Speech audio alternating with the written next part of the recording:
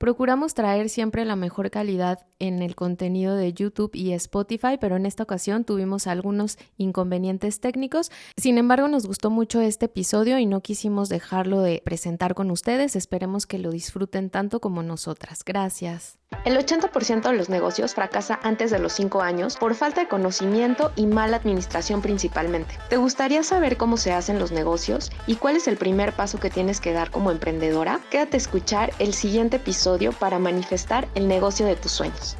Bienvenidas. Hola, ¿cómo están? Bienvenidas a un episodio más de Manifiesta Legal Podcast. El día de hoy tenemos una invitada increíble y muy especial. Con ustedes presente tenemos a Lore, ella es directora de Founder Institute y bienvenida Lore, muchísimas gracias por esta invitación, lo logramos, aquí estamos y me gustaría que nos contaras un poquito de quién eres tú y cómo has incursionado en todo este mundo de las startups. No, pues primero que nada, muchísimas gracias Liz por tenerme acá en tu podcast, estoy encantada de estar acá con ustedes. Pues yo les cuento cómo empecé en esto del emprendimiento, hace ya más de 10 años. Empecé una compañía chiquita de belleza, no había todavía muchos fondos de capital. Para que se den una idea, los fondos de capital eran como de 10 millones de dólares, que eso es lo que hoy muchas compañías han levantado de presemilla. Y pues empecé haciendo una startup de belleza, tenía muy capital intensive, muy asset intensive, y empecé justo yendo a una incubadora y aceleradora que era como la primera que había en ese momento. Y pues bueno, desde entonces los tiempos han cambiado mucho, de ahí me uní al equipo de Linio. En Linio estuve hasta que vendimos a Falabella, después estuve en Rappi, después en Tori, que es el nuevo unicornio mexicano, y ahorita justo estoy empezando del otro lado de la mesa con un fondo de inversión que se llama Video Neurons, y aparte pues hace 5 años llevo Founder Institute para México, pero tenemos alumnos de todos los países de habla hispana, y pues Founder Institute lo que hace es que es una incubadora y una aceleradora presemilla. Lo que eso quiere decir en cristiano es que es un lugar donde pueden venir emprendedores que tienen desde una idea hasta un negocio que todavía no tiene capital institucional. ¿Qué quiere decir eso? Capital de riesgo de fondos de inversión. Y justo lo que los ayudamos es a ir consiguiendo la atracción, a tener el producto, a tener a los primeros clientes o a tener un crecimiento suficientemente sustentable para que justifique tener inversión de riesgo. Ok, es que, ¿sabes qué? Todo esto es como un nuevo modelo de negocios. Y bueno, corrígeme si me equivoco, pero todo esto es como más de Estados Unidos, ¿no? Es como un modelo más de Estados Unidos y si no mal recuerdo, creo que todo esto empieza pues desde Silicon Valley y todas estas empresas emergentes, por decirlo de alguna manera, muy diferente a lo que estamos acostumbrados aquí en México. Sí, no. O sea, realmente, aunque Founder Institute empieza en Silicon Valley, lo empieza Adeo Resi. Este cuate fue el roommate y el socio de Elon Musk cuando tuvieron su primera startup, que era un negocio de juegos. Y lo que se dieron cuenta era que esto del emprendimiento en la Silicon Valley no existía en todo el mundo. Y entonces que lo que había que hacer era sacar la mentalidad de Silicon Valley, empacarla, llevarla a los países, pero aparte hacer ciertas tropicalizaciones para que funcionara localmente.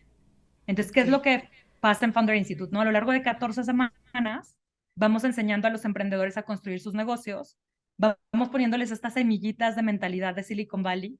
¿A qué me refiero con esas semillitas de mentalidad? ¿No? Por ejemplo, nosotros en la escuela nos enseñaron que si reprobaba ser un fracaso y fracasar estaba mal. Y en Silicon Valley al revés, es como fracasa rápido y aprende del fracaso, levántate, párate y sigue corriendo. Y entonces, esto es parte de lo que te digo de las capsulitas de mentalidad, pero aparte empacado de una forma en la que funciona en América Latina. ¿A qué me refiero con eso? Uno, a que los maestros son emprendedores. Entonces tenemos de maestros a un Carlos García de Kavak, tenemos un Adolfo Babatz de Clip, tenemos una Marlene Garayzar de Story, tenemos a un Andrés Bilbao de Rappi. Y entonces ellos vienen a contar su experiencia de cómo construyeron y de cómo afrontaron ciertos problemas que aparte abordan como los temas más importantes de construcción de compañías. Y entonces es pues clases muy prácticas, enseñadas por gente que ya lo vivió y que aparte lo vivió en la región, resolviéndolo como se resuelve en la región, no como se resuelve en Silicon Valley. Y entonces ahí, por ejemplo, te puedo dar un ejemplo de algo bien chistoso, ¿no? O sea, tuvimos a Ricardo Beder, que había empezado Hola Taxi, y de ahí se fue, ya ves, a Cabify porque los compraron, y pues que ahora es el CEO de Justo y el founder de Justo. Y pues, o sea, Silicon Valley se moría de la risa cuando contaban que ellos habían empezado el negocio repartiendo tarjetas a los choferes de los taxis.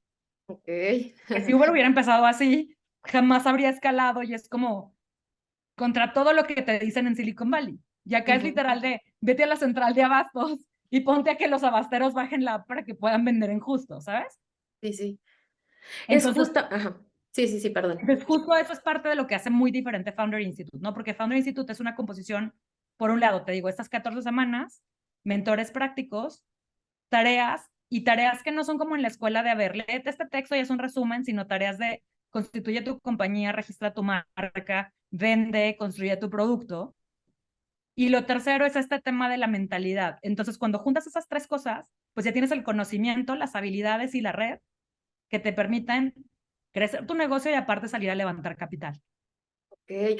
O sea que es muy importante ya tener una idea. O sea, una idea mínimo, ya tenerla clara o no necesariamente. No necesariamente. Y de hecho, una Ok. cosa que les enseñamos en el programa es que una idea no vale nada. Sí, no, por supuesto. ¿A qué nos Exacto. referimos con que una idea no vale nada? A que si esa idea no resuelve un problema, entonces menos vale, ¿sabes? O sea, ¿a qué nos referimos con esto? A que a lo mejor yo puedo tener una idea de vender papitas con salsa o a vender helados en el Polo Norte, pero pues a lo mejor los pingüinos no quieren helado en el Polo Norte. Ujú. Entonces, justo de lo que se trata es el cómo resuelves un problema, ¿no? A lo mejor los pingüinos en el Polo Norte sí tienen un problema para no resbalarse en el hielo. Ok. Y entonces ese resolver un problema es lo que se va a convertir eventualmente en una compañía. Y entonces ahí justo lo que hacemos es poner a los founders a que observen diferentes problemas que tienen el día a día, a que observen qué los apasiona, qué les gusta, qué los frustra, que de ahí justo empiezan a buscar cómo resolver esa necesidad y a ver cuánta gente tiene esa necesidad y luego cómo podría esa necesidad resolverse de una forma exponencial. Y que eso es justo la diferencia principal entre esto que platicábamos de un negocio chiquito y un negocio que puede escalar con venture capital, ¿no? O sea, porque no todos los negocios podrían ni deberían recibir inversión de riesgo. Ujú. Y fíjate que ahorita que dices esta parte de buscar soluciones es como la esencia y la característica y el común denominador de todo emprendedor. Tienes como todo este tiempo en la mente volando, creando mil ideas de cómo solucionar problemas y me acuerdo muchísimo que en la prepa tuvimos una clase que llegaron y nos dijeron, a ver, van a resolver cualquier problema de lo que sea y van a incluso inventar, ¿no? Un producto o un servicio. Y la verdad es que te vuela los sesos porque si te pones a ver lugares que no habías visto, reconocer espacios que no habías reconocido. Y pienso que es una característica fundamental en todos los emprendedores. Sí, y de hecho hay una cosa que les decimos mucho, es como, a ver, enamórense del problema y no de la solución. Porque ¿qué es lo que pasa? Que a lo mejor yo volteo e identifico un problema, ¿no? Y les voy a poner un ejemplo bien fácil con Rappi. Rappi cuando empezó, de hecho, empezó vendiendo supermercado como lo hace Corner Shop. Y una cosa que se dieron cuenta era que la gente sí usaba la app, pero batallaban mucho para conseguir usuarios, la gente pedía, pero pedía muy poquito, como que Ujú. les costaba mucho trabajo conseguir clientes y les costaba mucho conseguir recurrencia. Ok. Y entonces una cosa que hicieron fue voltear y decir, bueno, tenemos un servicio de logística muy bueno, vamos a poner tipo un Google Form adentro de la app y vamos a preguntarle a la gente qué quiere que le llevemos. Y resulta que Ujú. se dieron cuenta que una de las cosas más pedidas era, ellos empezaron en Bogotá, y las cosas más pedidas eran dos cosas. Una cosa que se llama pan de bono, que es como un pão de queijo de Brasil que comen en el desayuno, y Ujú. otra cosa eran unas hamburguesas de un restaurante local que se llamaba El Corral. Ok. Y resulta que la característica que tenían esas dos cosas era que eran costumbres que la gente tenía de cosas que ya pedían en delivery, pero las pedían por teléfono, y que era una friega porque esos restaurantes no tenían entrega a domicilio. Ok. Entonces normalmente lo pedían y tenían que ir a recogerlo o mandar un taxi para que luego el taxi se los trajera. Y entonces ahí encontraron que había un problema y que podían solucionar ese problema. Y de hecho, o sea, el sweet spot de Rappi inicial era vamos a por todos los restaurantes que no tengan delivery y que la gente sí esté pidiendo y que justo les pedía por este botón, ¿no? Ujú. Entonces a lo mejor no, el primer restaurante no funcionaba tan bien si fuera Domino's Pizza, Ujú. porque pues ya tenían las motos que van y te entregan en media hora o menos, pero Claro, sí ya. funcionaba para McDonald's que no tenía, Ujú. Sí, o como para más Starbucks que no tenía. Claro, más como específico a quienes no tenían ese servicio. Sí, que fue el Por boom. eso enamorarte del problema es lo que importa. ¿Por qué? Porque la solución puede cambiar y puede cambiar un montón de veces. Y cualquiera que Claro, crea que las compañías grandes que hoy conocemos no cambiaron un montón de veces, o sea, está viviendo en Narnia. O sea, piensen, por sí. ejemplo, Uber, ¿no? O sea, Uber empezó con Uber Black. Si no era un coche de lujo, Ujú. no, o sea, no pedías un Uber. Pero se dieron cuenta que la gente no quería viajar necesariamente en un coche de lujo. Nomás quería viajar en un coche que no oliera a pedo y que pudiera pagar con tarjeta y fuera Claro. seguro. Sí, sí, sí, como algo más práctico, ¿no? Sí, sí, sí, y es como ir encontrando ese caminito y justo ese es el problema, ¿no? Y sí, es cambiarte la mentalidad completamente porque como emprendedor muchas veces te enamoras de tu producto y de tu servicio como tal, pero es como ese desapego a saberte mentalizar y enfocar que cuál es el correcto, valga la redundancia, enfoque que le debes de dar. Literal, y que es el enfoque a resolver el problema.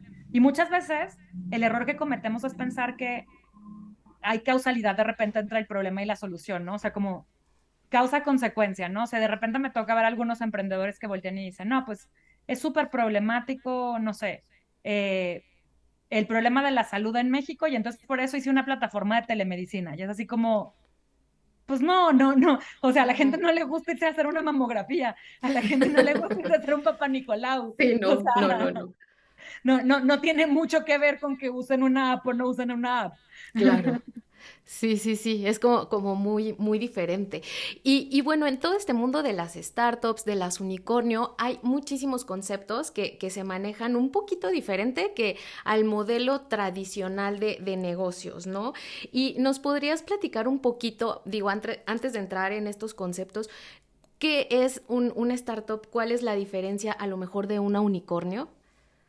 Fíjate que, o sea, a ver, yo soy parte de un comité en el G20 a nivel mundial, donde estamos haciendo justo muchas de esas definiciones, porque no existe una definición Como mundo tal. mundial de qué es una cosa o la otra, ¿no? O Ujú. sea, hoy de hecho, si tú vas y revisas qué es un emprendimiento, o sea, ni Hacienda, ni el SAT, ni la DIAN, ni Ah, en mi sí, país sí, que nos sí. escuchen el equivalente, tiene una forma de hacer un diferencial entre una compañía nueva y que esa compañía se pueda convertir en un unicornio como Rappi, Ujú, o que sea una startup como a lo mejor Juno o como ujú. 99 minutos, o que sea un restaurante o un puesto de tacos en la esquina.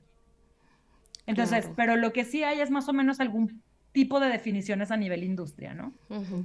Entonces, vamos a empezar, si quieres, por un unicornio. Un unicornio es una compañía que tiene una evaluación de $1 billón, Ok. que alcanza esta evaluación en menos de 10 años y que ha tenido crecimiento de doble dígito cada año en sus ventas. Ok. Entonces, esas son las tres como características del millón para ser un unicornio. Ahora, bueno, del billón realmente. Ujú. Lo segundo es en una startup y cómo es diferente una startup de una empresa más tradicional. Ahí es como donde hay un poquito más de discrepancia, pero normalmente hay tres principios también. O sea, el primero es que es algo que puede escalar y crecer muy rápido. Normalmente lo que hace que escale y que crezca muy rápido es la base tecnológica. Ok. Y entonces, que utiliza capital de riesgo, normalmente venture capital, para poder crecer. Ujú. ¿Cuáles son como esas diferencias, por ejemplo, con una empresa más tradicional? Como si yo quiero tener una empresa que le quiero heredar a mis nietos, la peor locura que puedo hacer es ir a levantar capital de riesgo. ¿Por qué? Ujú. Porque un inversor de riesgo básicamente lo que hace es que gana dinero de diferentes personas y ese dinero lo tiene que regresar al cabo de 7 años, máximo de 10 años, y tiene que regresar 10 veces más dinero que el que le dieron. Ok, Entonces, bastante que a alguien le dieron retador. 1 peso, hay que regresar 10 en menos de 10 años. Claro, Entonces, eso realmente es más un deporte de riesgo sí. que un deporte más tradicional, ¿no? ¿Ya qué me refiero con que es un deporte de riesgo? A que por decir, imagínate que tuvieras 10 pesos, entonces invirtieras 1 peso en diferentes jinetes y en diferentes caballos, Ujú. y al cabo de 10 años tienes que ver ese retorno mínimo de 10x. Lo que ocurre históricamente normalmente es que entre 5 y 7 compañías se mueren, Ujú. 2 compañías siguen vivas, pero se vuelven medio zombies. O sea, una a lo mejor se vuelve zombie y la otra a lo mejor sí se vuelve rentable y te da de repente dividendos. Y tu apuesta es que una de esas compañías la saque del estadio y te dé ese retorno. Ujú. Entonces la bronca es que un peso te tiene que rendir 100 pesos Ok.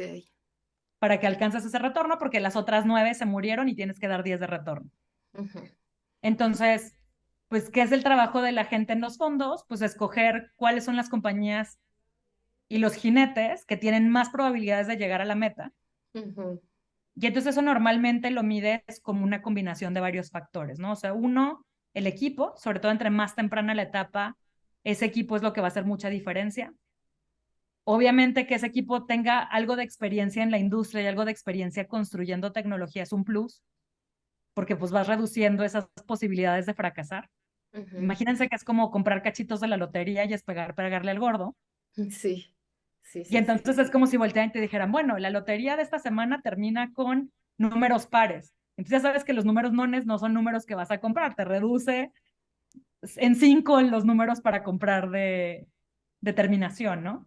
Sí, sí, Entonces, sí. tener los founders experimentados, un buen equipo es una pieza fundamental. Tener un buen modelo a un mercado muy atractivo, que normalmente para que sea un buen modelo y un mercado muy atractivo es una combinación de 3 cosas.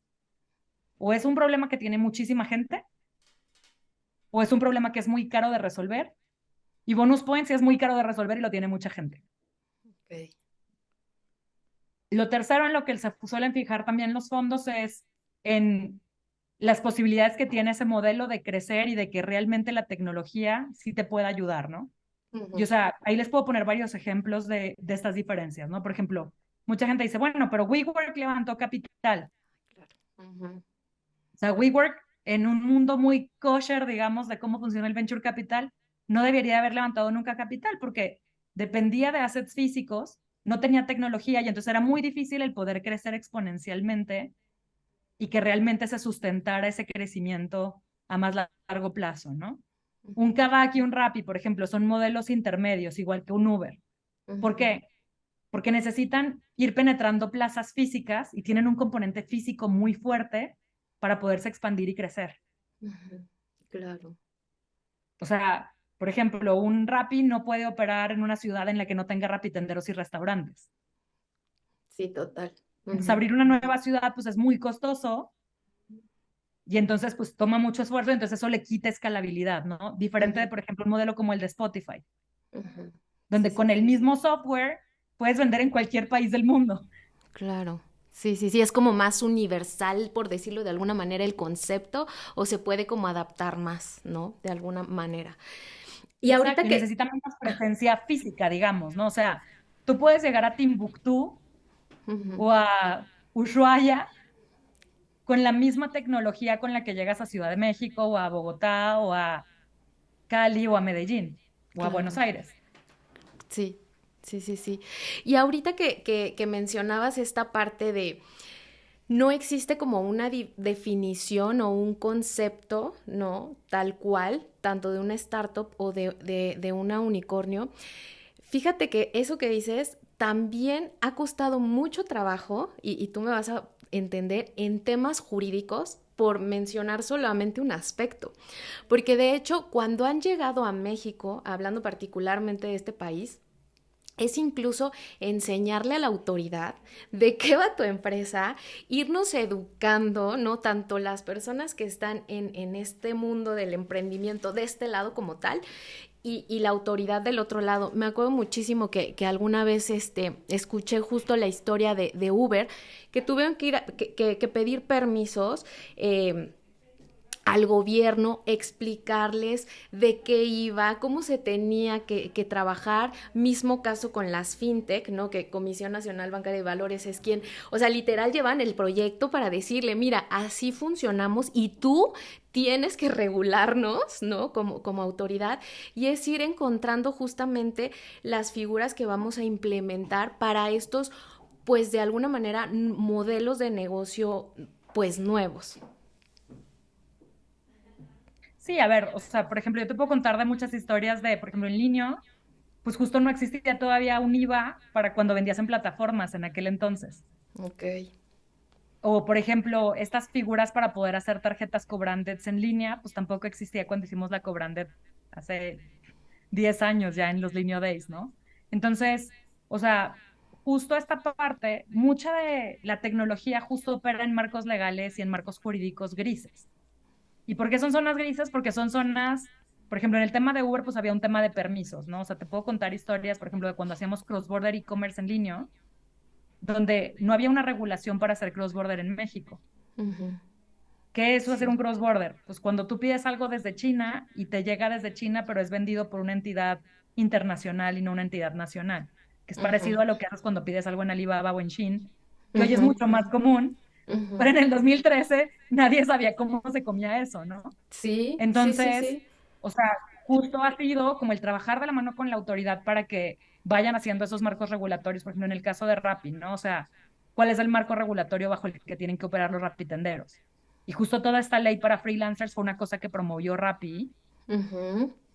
y el que tú puedas pagar tu seguro social tú solito, aunque no seas empleado. Que justo para las personas que van saliendo como de la carrera de derecho para los abogados o incluso ya para los que llevamos ya una carrera profesional desde hace mucho tiempo, todo este mundo del derecho digital y en todos los aspectos, porque se están dando delitos, están creándose empresas emergentes, nuevas, que hay justamente que ir amoldando y creando una estructura legal.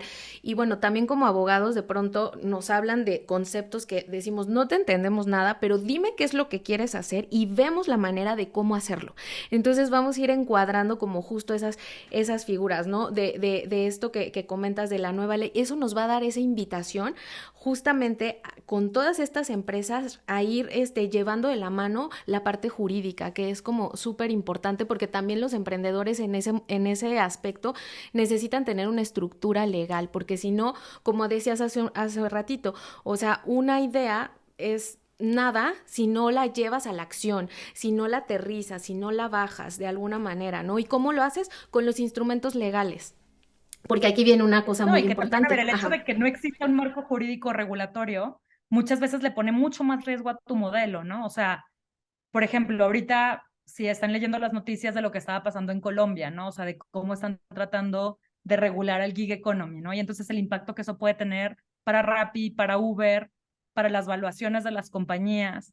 Y entonces eso pues pone muy en riesgo estas economías del futuro, ¿no? Y así como cambió la profesión legal, todas las profesiones están cambiando y lo único que puedo garantizarte es que van a cambiar un montón en los próximos 10 años. O sea, ahorita, por ejemplo, con toda la inteligencia artificial, con el chat Ah, GPT, sí. es como, it's here to stay. Y es así Sí. como pensar que el Internet era del diablo hace 20 años. Sí, sí. Es lo mismo. Y, o sea, cada vez vamos a vivirlo más seguido. Ujú. A lo mejor la siguiente invención del diablo antes del Internet había sido la computadora.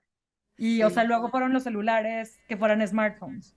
claro. Y, o sea, si te fijas ese gap de años, cada vez se va haciendo más cortito entre que va saliendo otra tecnología diabólica. Sí, sí, totalmente. Y es como estarnos actualizando, porque obviamente a medida que va evolucionando la humanidad, pues con ello debe también evolucionar toda esta parte del derecho, de las leyes irlo aterrizando. Ahorita que decías de la inteligencia artificial, por ejemplo, eso va a impactar muchísimo, impacta mucho en temas, sobre todo de derechos de autor, porque ahí nos ponen a los abogados de establecer criterios de decir en qué momento ya es autoría de una persona física, pero sí entra la computadora, pero el diseño y entonces va a quitar los trabajos y qué pasa con el aspecto de derecho laboral, pero ¿sabes? Como, puta, o sea, es un mundo totalmente amplio, pero no es quedarnos sentados y decir, bueno, pues entonces me cruzo de brazos y no hago nada, sino es accionar e ir evolucionando, ¿no? Sí, que aparte es como, a ver, imagínate que antes de que saliera el iPhone, te enteras que el iPhone eventualmente va a poder tener apps en el teléfono. Ujú. Tienes de dos sopas, resistirte a que el iPhone va a tener apps o aprender a programar apps y montarte en la ola y ser el primero y que tengas un montón de usuarios en la app. Claro. Sí, justo. O te unes al enemigo, ¿no? O más bien, sí, te unes y te... Sí, total. Sí, justamente esa parte. Y ahorita que estamos hablando de startup, unicornio, otra esencia fundamental es el riesgo. O sea, es el riesgo latente, constante, cardíaco, de verdad, que yo escucho todo esto y es de, Dios, ya, o sea, se me está bajando la presión. Necesitas tener de verdad una fuerza, resiliencia total, lo que decías, la mentalidad es fundamental, porque yo creo, y siempre se los he dicho a todas las emprendedoras y dueñas de negocio, creo que el estar dentro del emprendimiento es el mundo que más te va a fortalecer la resiliencia. De verdad, o sea, y no hay otro lugar, no sé si, pues sí, la parte personal y lo que tú quieras, pero de lo que te hace enfrentarte con tus miedos más grandes, con tus sueños más profundos, es el mundo del emprendimiento. O sea, de verdad ahí te ves con todo y tus monstruos. Sí, pero a ver, yo también ahí creo que hay una línea muy delgada entre resiliencia y ser ahuevada. Entonces, ¿a qué me refiero con eso? Sí. A que una cosa es ser resiliente y ser constante, pero justo la razón por la que hablaba tanto de este tema del problema es que ese desapego a la solución es bien importante. Claro. ¿Por qué? Porque puedes estar dándole vueltas al mismo árbol y persiguiéndote la cola como un perro 20 años, o puedes voltear y decir, esto no está funcionando, necesito hacerlo diferente. Ok. Pero estar tan enamorada del problema que es voltear y pensar, déjame cambio la solución. Pero el problema y mi amor por el problema no ha cambiado. Bueno, entonces te decía, mucho es esta parte de prueba y error. Y aquí si nos pudieras compartir desde tu experiencia, esa línea delgadita, lo que decías de entre ahuevada y como la resiliencia, y también como emprendedor, como emprendedores somos muy apasionados y no sabemos cuándo parar. ¿Cuándo tú crees que es ese momento adecuado de, como dices, hay que cambiar? O sea, no te desenamores tanto, pero ¿en qué momento es cuando tenemos que cambiar? A ver, creo que hay varias cosas, ¿no? O sea, creo que, lo que hay que enamorarse y apasionarse es por el problema. Ok. O sea, por ejemplo, si estás enamoradísima de la ley y de ser abogada y estar enamorada de la ley, que sea la ley tu pasión, está perfecto. Ahora el tema es cómo se resuelve este tema de cómo amas la ley, ¿no? Y entonces Ok. yo siempre digo, propósito hay uno, pero pasiones hay muchas. Y entonces justo las soluciones para mí son diferentes formas de encontrar la pasión. Y entonces si encuentras que estás haciendo esa parte de eso que te apasiona, pero ves que no tienes suficiente atracción, ¿a qué me refiero con tracción? Si no te arrebatan el producto de las manos, Claro. entonces quiere decir que todavía no le has pegado a algo que realmente esté resolviéndole un problema a la gente. Y o sea, justo en este tema del problema, pues hay diferentes tipos de problemas, ¿no? Problemas que son como aspirinas y problemas que son como vitaminas. Ok. ¿Qué es un problema que es como aspirina? Pues un problema que es muy urgente o un problema que es muy doloroso, pero que a la par estás haciendo algo para resolverlo. Por ejemplo, hace unos años tuve una startup que era de temas de nutrición y pues yo decía, a ver, es un problema urgente, es un problema gigante. México es uno de los países con más obesidad en el mundo. Y, o sea, a ver, la gente sí hace algo para resolverlo. Hay mucha gente que va al nutriólogo. El nutriólogo le da una hojita, pero de ahí a que comas lechuga y pescado hervido y pollo hervido, hay un Sí, trecho bastante sí, sí, grande, sí. ¿no? Ujú.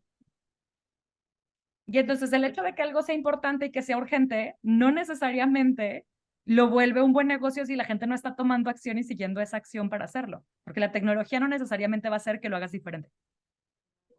Sí, sí, sí. Y o sea, ahí, por ejemplo, si nos fijamos en el modelo de negocios de Uber o en el modelo de negocios de Rappi, era como, a ver, tú ya pedías hamburguesas por teléfono y pizzas por teléfono. Lo Ujú. único que Uber y Rappi hicieron fue ponerle un botón y una app para que pidieras lo mismo. Ya pedías Claro. taxis de sitio por teléfono. Sí, Lo que Uber hizo fue ponerle un botón para que lo pidieras. claro.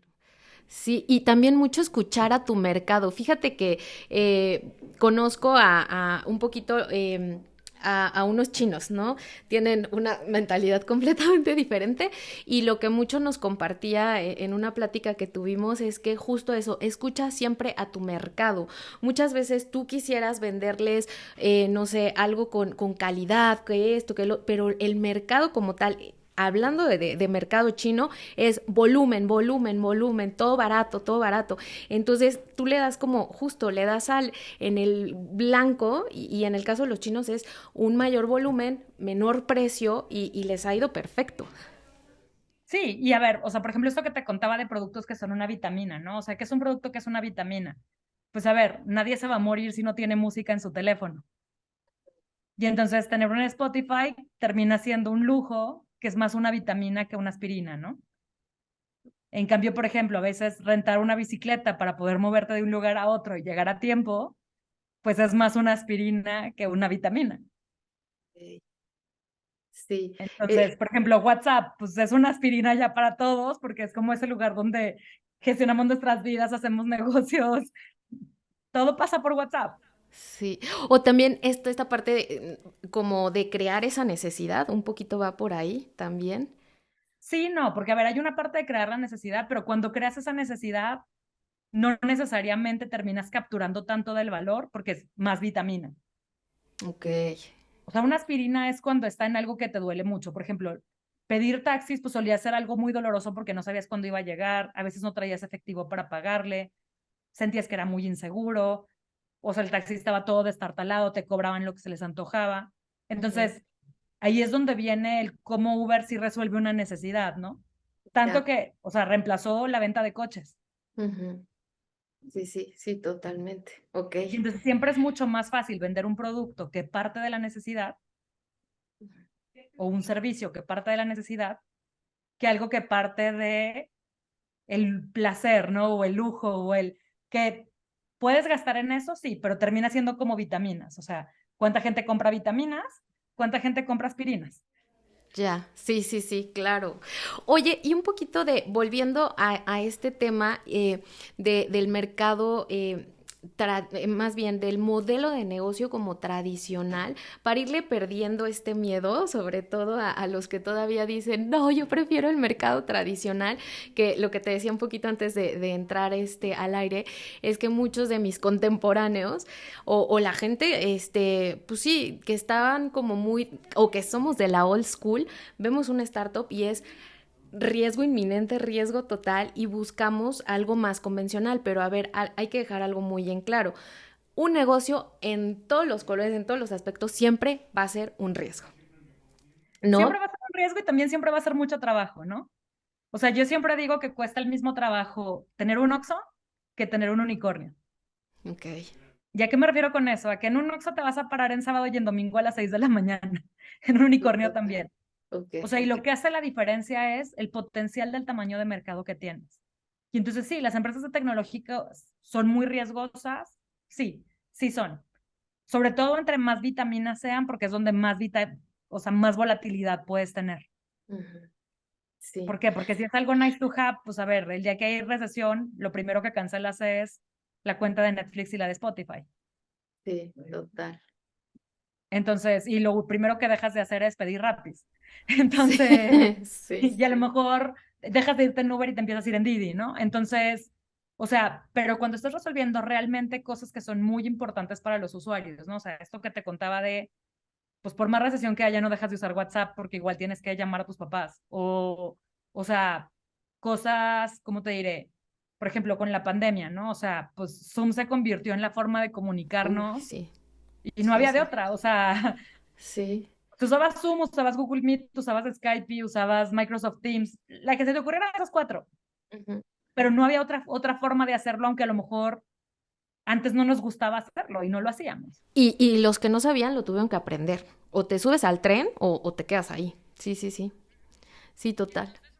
Como que justo es como estos momentos en los que la tecnología deja de ser del diablo y se vuelve una ayuda, ¿no? Y entonces, para mí esos son los modelos donde realmente sí hay esta sustentabilidad, donde tienes ese mismo riesgo que puedes tener si tienes un negocio tradicional, ¿no? O sea, ¿cuántos restaurantes se murieron en la pandemia? Porque la gente no podía salir y no iba a comer en un restaurante a sentarse. Sí, sí, sí, totalmente. Y además de eso, el estar hablando de capital de riesgo, como un elemento básico de este modelo, digamos, New Age de negocio, este, Diabólico. de estas cosas del diablo, hablan mucho de justamente de este capital y es mucho de inversión.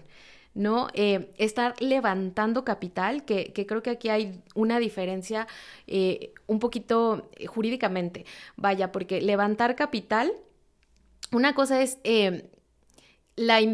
tú vas a ir a pedir capital a una institución financiera, pero digamos, en startups, en unicornios, es la evaluación que tú le vas a dar a una acción, ¿cierto? Sí, no.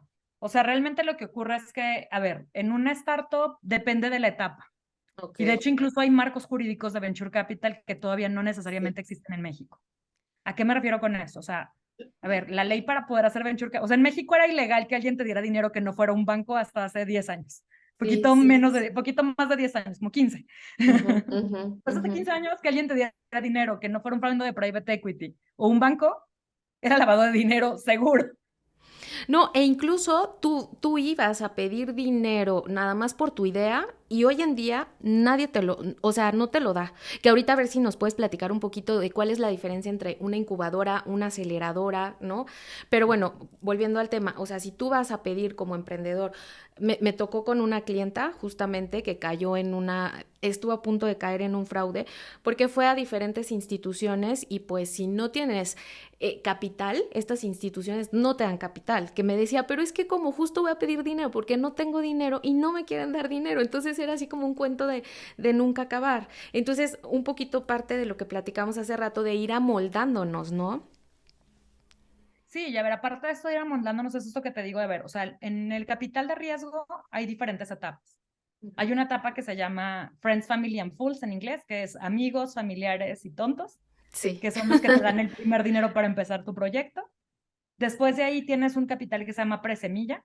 Normalmente en el Ujú. presemilla o en el semilla es cuando recién entran los primeros institucionales, que es como le decimos, ¿no?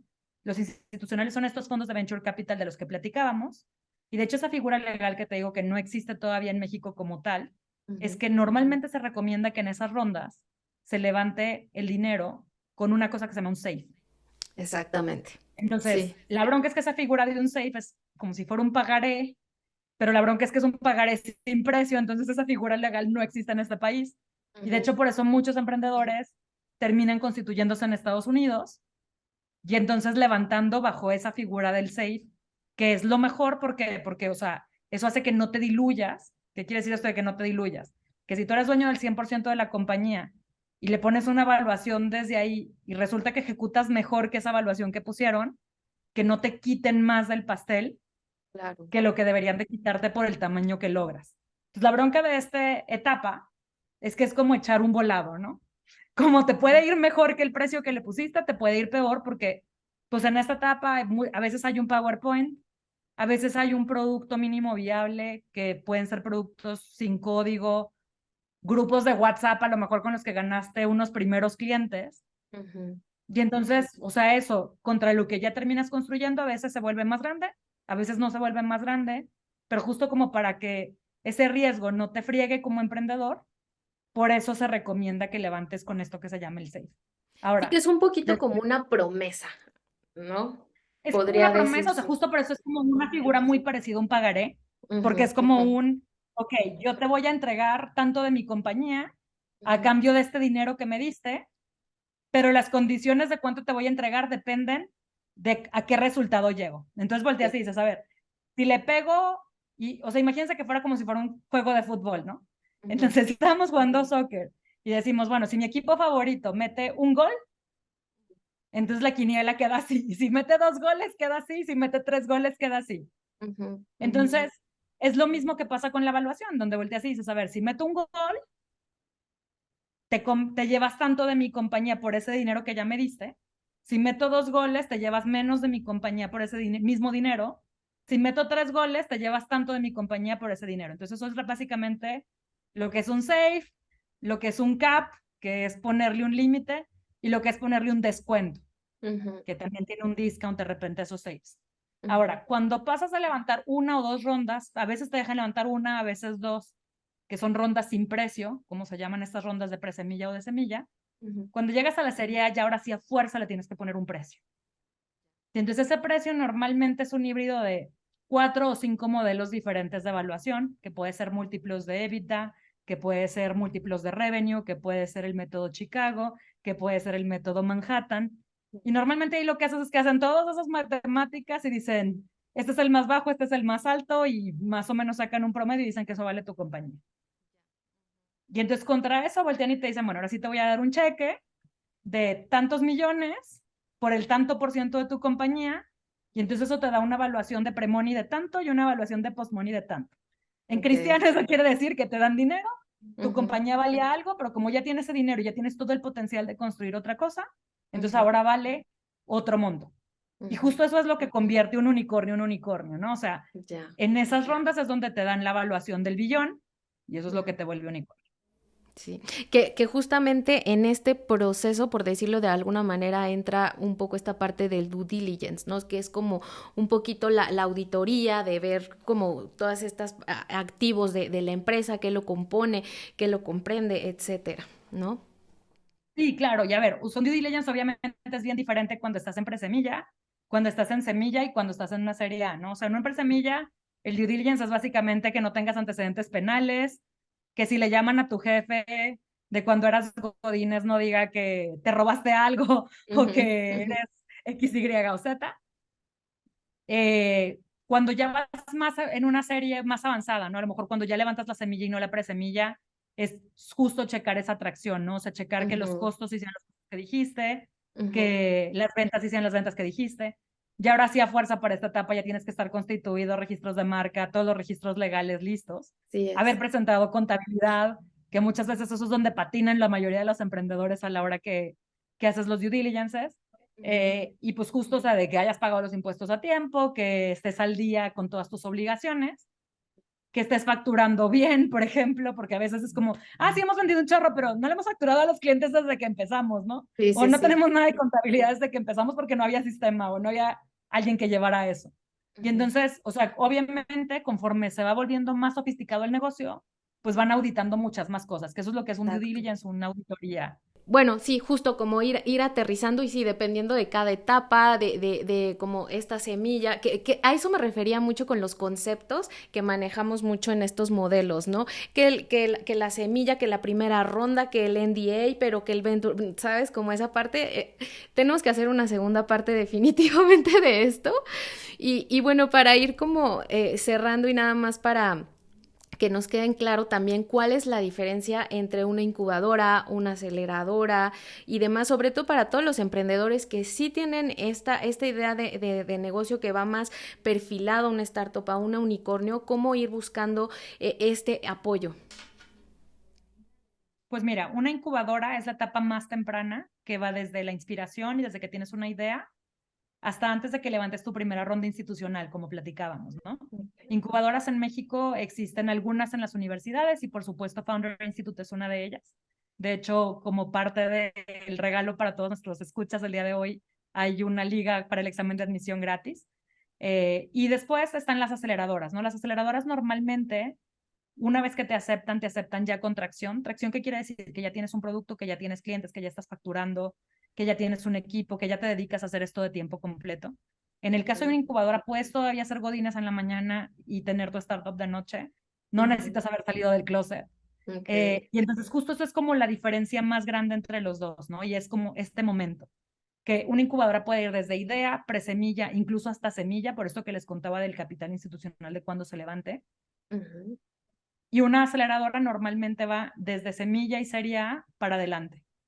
Entonces, ¿para qué te puede servir una aceleradora? Pues básicamente una aceleradora te ayuda a encontrar una cosa que se llaman los growth loops. ¿Eso qué quiere decir? Que a lo mejor lo que antes hacías manual para ir creciendo es a poderlo volver exponencial, ¿no? Por ejemplo, en el caso de Uber, ¿se acuerdan que daban cupones de que si tú viajabas y que invitabas a otro amigo a que viajara y tu amigo viajaba, te daban dinero? Eso es un growth loop. Entonces, a encontrar cómo poder hacerle para seguir creciendo. O puede ser, por ejemplo, que ya te toque salir a otro país y entonces te ayudan a que llegues con una cosa que se llama un soft landing, que es para que no sea como esta cosa abrumadora abrir un país nuevo, sino que te ayuden a llegar en blandito a abrir el siguiente país. Entonces aquí es Colombia, o es Chile, o es ir a Estados Unidos. Y entonces justo que te ayuden a cómo te constituyes, cómo vas a llevar los impuestos, a quién contratas, cómo contratas, qué si dejas haciendo global, qué si vas a hacer local en los países, qué centralizas, qué descentralizas. Y entonces con eso para que puedas seguir creciendo, porque acuérdense que lo más importante en estos modelos de negocios, cada vez más es importante sí la rentabilidad, pero crecer muy rápido sigue siendo el nombre del juego. Ya. Wow, qué interesante todo esto. De verdad que eres una estucha de monerías, tienes muchísima sabiduría, muchísima experiencia y de verdad a todas las emprendedoras y dueñas de negocio que nos están escuchando y repito, si están perfilándose para ir a un startup, para crear un unicornio, qué mejor con Lore, que además es un excelente ser humano que les va a ayudar muchísimo a dar ese apoyo que necesitan para sus empresas. Y Lore, pues para ir cerrando, muchísimas gracias por haber aceptado esta invitación. ¿Dónde te podemos encontrar? Pues mira, en mis redes, en LinkedIn soy Lorena Sánchez García, en Instagram soy Lorena Emprende, igual en Twitter, igual en Facebook. Y pues me va a dar mucho gusto verlas en Founder Institute. Como les contaba, si tienen desde la más mínima curiosidad de cómo funciona el volver tecnológico un modelo de negocios tradicional, hasta si ya tienen algo que quieran volver más tecnológico y por ende volverlo más escalable, o si están pensando y debatiéndose entre debería de levantar capital de riesgo o debería de crecer de una forma más tradicional, más ordenada y más chiquito. Todo eso podemos platicarlo y pues me va a dar mucho gusto conocerlas. Muchísimas gracias. Y Lore nos va a dejar una liga, yo se las voy a compartir por Instagram, por YouTube y Spotify. Acuérdense que nos pueden escuchar como Manifiesta Legal Podcast. Y pues nada, muchísimas gracias, Lore, por habernos compartido tu tiempo, tu sabiduría y tu experiencia. Y espero muy pronto tenerte otra vez aquí porque nos hace falta mucho, mucho de qué hablar. No, me va a encantar, Liz, y muchísimas gracias por tenerme. No, gracias a ti y pues gracias a todas. Nos escuchamos en el siguiente episodio.